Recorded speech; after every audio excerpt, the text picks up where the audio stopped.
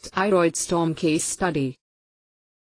Develop knowledge of the etiologies, manifestations, and treatment of endocrine and metabolic disorders. Demonstrate understanding of the common endocrine abnormalities, especially regarding presentation, initial evaluation and management, and disposition. Presentation. The patient is a young, otherwise healthy woman accompanied by her husband with a history of Graves' disease, diagnosed 3 months prior.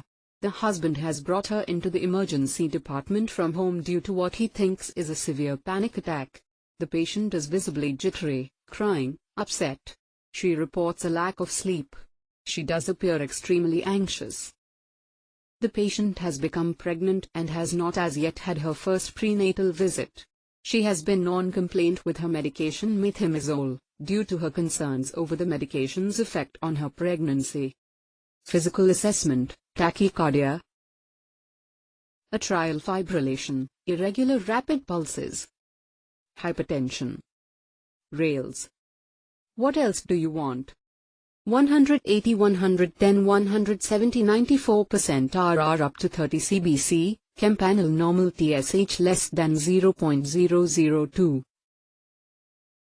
B blocker treatment complications, intrauterine growth retardation, prolonged labor, neonatal bradycardia, hypotension, hypoglycemia, prolonged hyperbilirubinemia.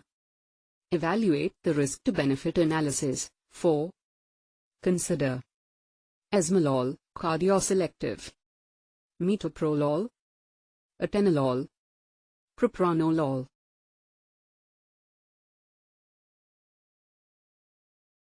Assessment.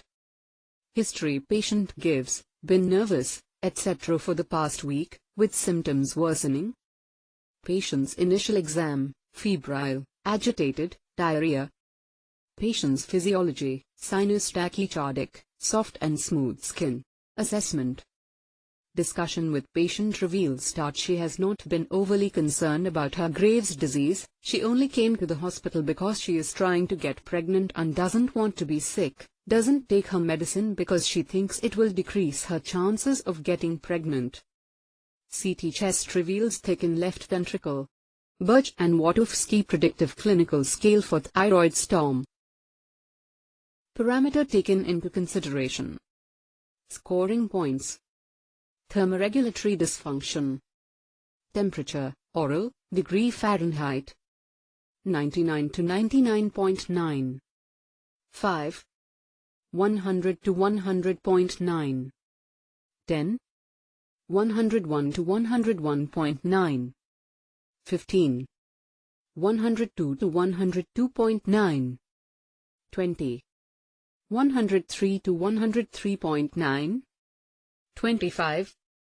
Greater than 104. 30. SNES effects. Absent. Mild, agitation. Moderate, delirium, psychosis, extreme lethargy. Severe, seizures, coma. GI hepatic dysfunction. Moderate, diarrhea, nausea, vomiting, abdominal pain. Severe, unexplained jaundice. Tachycardia, beats per minute. 99 to 109. 5. 110 to 119. 10. 120 to 129. 15. 130 to 139. 20. Greater than 140. 25. Congestive cardiac failure. Absent. Mild, pedal edema. Moderate, bibasal rales. Severe, pulmonary edema. Atrial fibrillation. Present. Precipitating events.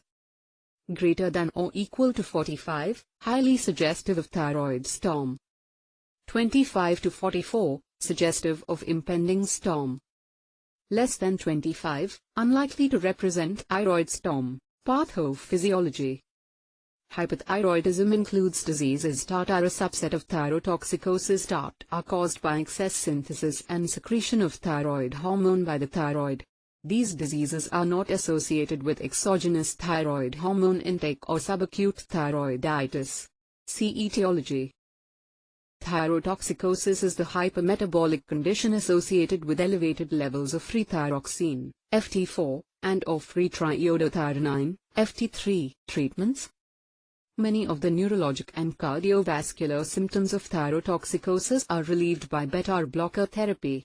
Prior to therapy, examine the patient for signs and symptoms of dehydration that often occur with hypothyroidism. After oral rehydration, beta blocker therapy can be started. Do not administer beta blocker therapy to a patient with a significant history of asthma. Calcium channel blockers can be used for the same purposes when beta blockers are contraindicated or poorly tolerated. Antithyroid drugs. Antithyroid drugs, e.g., methimazole, propylthiouracil, have been used for hypothyroidism since their introduction in the 1940s. They are employed for the long-term control of hypothyroidism in children, adolescents, and pregnant women, propylthiouracil only for pregnancy. In women who are not pregnant, the medications are used to control hypothyroidism prior to definitive therapy with radioactive iodine. In surveys of thyroid specialists in the United States, the preferred treatment of hypothyroidism is radioactive iodine therapy.